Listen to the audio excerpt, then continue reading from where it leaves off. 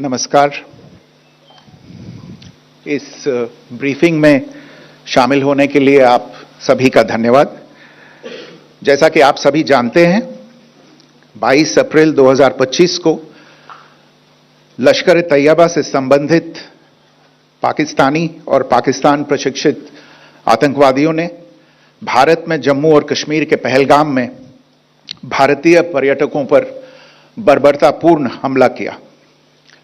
25 भारतीयों और एक नेपाली नागरिक को कायरतापूर्ण मौत के घाट उतार दिया गया। मुंबई के 26 नवंबर 2008 के हमलों के बाद यह भारत में हुई किसी आतंकवादी हमले में मारे गए आम नागरिकों की संख्या की दृष्टि से सबसे गंभीर घटना है। पहलगाम का हमला अत्यधिक बर्बरतापूर्ण था, जिसमें वहां मौजूद लोगों को करीब से और उनके परिवारों के सामने सिर पर गोली मारी गई। हत्या के इस तरीके से परिवार के सदस्यों को जानबूझकर आघात पहुंचाया गया। साथ ही उन्हें यह नसीहत भी दी गई कि वे वापस जाकर इस संदेश को पहुंचा दें। यह हमला स्पष्ट रूप से जम्मू और कश्मीर में बहाल हो रही सामान्य स्थिति को बाधित करने के उद्देश्य से किया गया था। चूंकि पर्यटन फिर से अर्थव्यवस्था का मुख्य आधार बन रहा था, इस हमले का मुख्य उद्देश्य इसे प्रतिकूल रूप से प्रभावित करना था। पिछले वर्ष आप सभी जानते हैं, 2.25 करोड़ से अधिक पर्यटक कश्मीर आए थे। इस हमले का मुख्य उद्देश्य इसलिए संभवतः यह था कि इस संघ राज्य क्षेत्र में विकास और प्रगति को नुकसान पहुंचाकर इसे पिछड़ा बनाए रखा जाए और पाकिस्तान से लगातार होने वाले सीमा पार आतंकवाद के लिए उपजाऊ जमीन बनाने में सहायता की जाए। हमले का यह तरीका जम्मू और कश्मीर और शेष राष्ट्र दोनों में सांप्रदायिक दंगे भड़काने के उद्देश्य से भी प्रेरित था। इसका श्रेय सरकार और भारत के सभी नागरिकों को दिया जाना चाहिए कि इन प्रयासों को विफल कर दिया गया। एक समूह ने खुद को रेजिस्टेंस फ्रंट TRF कहते हुए इस हमले की जिम्मेदारी ली है। यह समूह संयुक्त राष्ट्र द्वारा प्रतिबंधित पाकिस्तानी आतंकवादी समूह लश्कर-ए-तैयबा से जुड़ा हुआ है। यह उल्लेखनीय है कि भारत ने मई और नवंबर 2024 में संयुक्त राष्ट्र की 1267 कमेटी की सैंक्शंस मॉनिटरिंग टीम को अर्धवार्षिक रिपोर्ट प्रस्तुत की थी, जिसमें TRF के बारे में साफ इनपुट दिए गए थे। इससे पाकिस्तान स्थित आतंकवादी समूहों के लिए कवर के रूप में TRF की भूमिका सामने आई थी। इससे पहले भी दिसंबर 2023 में भारत ने इस टीम को लश्कर-ए-तैयबा और जैश-ए-मोहम्मद के बारे में सूचित किया था, जो TRF जैसे छोटे आतंकवादी समूहों के माध्यम से अपनी गतिविधियों को संचालित कर रहे हैं। इस संबंध में 25 अप्रैल को UN सिक्योरिटी काउंसिल प्रेस वक्तव्य में TRF के संदर्भ को हटाने के लिए पाकिस्तान के दबाव पर भी ध्यान दिया जाना चाहिए। पहलगाम आतंकवादी हमले की जांच से पाकिस्तान के साथ आतंकवादियों के संपर्क उजागर हुए हैं। रेजिस्टेंस फ्रंट द्वारा किए गए दावे और लश्कर-ए-तैयबा से ज्ञात सोशल मीडिया हैंडल द्वारा इसको रीपोस्ट किया जाना इसकी पुष्टि करता है। चश्मदीद गवाहों और विभिन्न जांच एजेंसियों को उपलब्ध अन्य सूचनाओं के आधार पर हमलावरों की पहचान भी हुई है। हमारी इंटेलिजेंस ने इस टीम के योजनाकारों और उनके समर्थकों की जानकारी जुटाई है। इस हमले की रूपरेखा भारत में सीमा पार आतंकवाद को अंजाम देने के पाकिस्तान के लंबे ट्रैक रिकॉर्ड से भी जुड़ी हुई है, जिसके लिखित और स्पष्ट दस्तावेज उपलब्ध हैं। पाकिस्तान दुनिया भर में आतंकवादियों के लिए एक शरण स्थल के रूप में पहचान बना चुका है। यहां अंतर्राष्ट्रीय स्तर पर प्रतिबंधित आतंकवादी सजा पाने से बचे रहते हैं। इसके अलावा पाकिस्तान ने इस मुद्दे पर विश्व और फाइनेंशियल एक्शन टास्क फोर्स जैसे अंतर्राष्ट्रीय मंचों को जानबूझकर गुमराह करने के लिए भी जाना जाता है। साजिद मीर का मामला, जिसमें इस आतंकवादी को पाकिस्तान ने मृत घोषित कर दिया था और फिर अंतर्राष्ट्रीय दबाव के परिणाम स्वरूप वो जीवित पाया गया, इसका सबसे स्पष्ट उदाहरण है। यह स्वाभाविक है कि पहलगाम में हुए इस हमले से जम्मू और कश्मीर के साथ साथ भारत के अन्य भागों में भी आक्रोश देखा गया। हमलों के बाद भारत सरकार ने स्वाभाविक रूप से पाकिस्तान के साथ संबंधों को लेकर कुछ कदम उठाए। आप सभी उन निर्णयों से अवगत हैं जिसकी घोषणा 23 अप्रैल को की गई थी। तथापि यह आवश्यक समझा गया कि 22 अप्रैल के हमले के अपराधियों और उनके योजनाकारों को न्याय के कटघरे में लाया जाए। हमलों के एक पखवाड़े के बाद भी पाकिस्तान द्वारा अपने क्षेत्र या अपने नियंत्रण वाले क्षेत्रों में आतंकवादियों की इंफ्रास्ट्रक्चर के विरुद्ध कार्यवाही करने के लिए कोई स्पष्ट कदम नहीं उठाया गया है। उल्टे वो इनकार करने और आरोप लगाने में ही लिप्त रहा है। पाकिस्तान आधारित आतंकवादी मॉड्यूल्स पर हमारी खुफिया निगरानी ने संकेत दिया है कि भारत के विरुद्ध आगे भी हमले हो सकते हैं। अतः इनको रोकना और इनसे निपटना दोनों को बेहद आवश्यक समझा गया।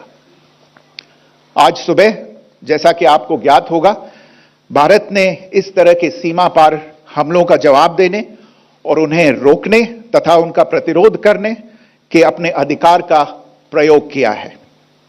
यह कार्यवाही नपीतुली, नॉन एस्केलेटरी, आनुपातिक और जिम्मेदारीपूर्ण है।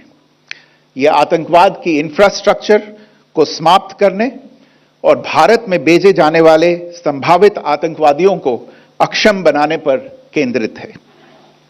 आपको यह भी स्मरण होगा कि 25 अप्रैल 2025 को संयुक्त राष्ट्र सुरक्षा परिषद ने पहलगाम आतंकवादी हमले पर एक प्रेस वक्तव्य जारी किया था, जिसमें आतंकवाद के इस निंदनीय कार्य के अपराधियों, आयोजकों, फाइनेंसरों और प्रायोजकों को जवाबदेह ठहराने और उन्हें न्याय के दायरे में लाने की आवश्यकता पर जोर दिया गया था। भारत की आज की इस कार्रवाई को इसी संदर्भ में देखा जाना चाहिए। Good morning, thank you all for joining this briefing. As you are all aware, on April 22, 2025, Pakistani and Pakistan-trained terrorists belonging to the Lashkar-e-Taiba carried out a savage attack on Indian tourists at Pahalgam in Jammu and Kashmir in India. They murdered 26 people, including one national of Nepal, causing the largest number of civilian casualties in a terrorist attack in India since the 26 November 2008 attacks in Mumbai. The attack in Pahalgam was marked by extreme barbarity, with the victims mostly killed with headshots from close range and in front of their families. Family members were deliberately traumatized through the manner of the killing, accompanied by the exhortation that they should take back the message. The attack was clearly driven by the objective of undermining the normalcy returning to Jammu and Kashmir. In particular, it was designed to impact the mainstay of the economy, tourism, with a record 23 million tourists visiting the valley last year. The calculation presumably was that harming growth and development in the Union territory would help keep it backward and create fertile ground for continued cross-border terrorism from Pakistan. The manner of the attack was also driven by an objective of provoking communal discord, both in Jammu and Kashmir and the rest of the nation. It is to the credit of the government and the people of India that these designs were foiled. A group calling itself the Resistance Front has claimed responsibility for the attack. This group is a front for the UN-proscribed Pakistani terrorist group Lashkar-e-Taiba. It is notable that India had given inputs about the TRF in the half-yearly report to the monitoring team of the UN's 1267 Sanctions Committee in May and November 2024, bringing out its role as a cover for Pakistan-based terrorist groups. Earlier too, in December 2023, India had informed the monitoring team about Lashkar and Jaish-e-Mohammed operating through small terror groups such as the TRF. Pakistan's pressure to remove references to TRF in the April 25 UN Security Council press statement is notable in this regard. Investigations into the Pahalgam terror attack have brought out the communication notes of terrorists in and to Pakistan, the claims made by the Resistance Front and their reposting by known social media handles of the Lashkar-e-Taiba speak for themselves. Identification of the attackers based on eyewitness accounts as well as other information available to law enforcement agencies has also progressed. Our intelligence has developed an accurate picture of the planners and backers of this team. The features of this attack: internationally proscribed terrorists enjoying impunity there. In addition, Pakistan has been known to willfully mislead the world and international forums such as the Financial Action Task Force on this issue. The Sajid Mir case, in which this terrorist was declared dead and then, in response to international pressure, brought back to life, found alive and arrested, is the most glaring example. The latest attack in Pahalgam has understandably generated deep anger in Jammu and Kashmir and in other parts of India. Following the attacks, the Government of India naturally responded with a set of initial measures relating to our engagement with Pakistan. You're all aware of the decisions that were announced on the 23rd of April.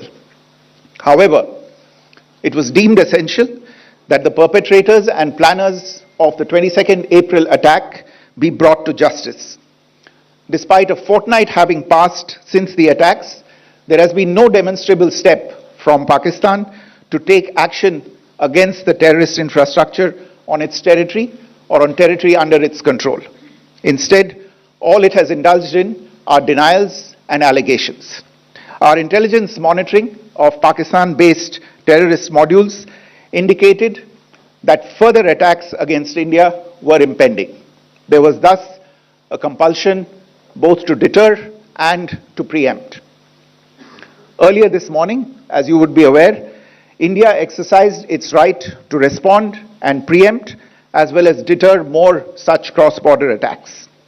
These actions were measured, non-escalatory, proportionate, and responsible. They focused on dismantling the terrorist infrastructure and disabling terrorists likely to be sent across to India. You would also recall that the Security Council on 25th April 2025 had issued a press statement on the Pahalgam terror attack, underlining, and I quote, the need to hold perpetrators, organizers, financiers, and sponsors of this reprehensible act of terrorism accountable and bring them to justice, unquote. India's latest actions should be seen in this context. Joining me for this briefing on our actions earlier this morning are Colonel Sophia Qureshi and Wing Commander Vyomika Singh. I will request them to share some details regarding Operation Sindoor with all of you.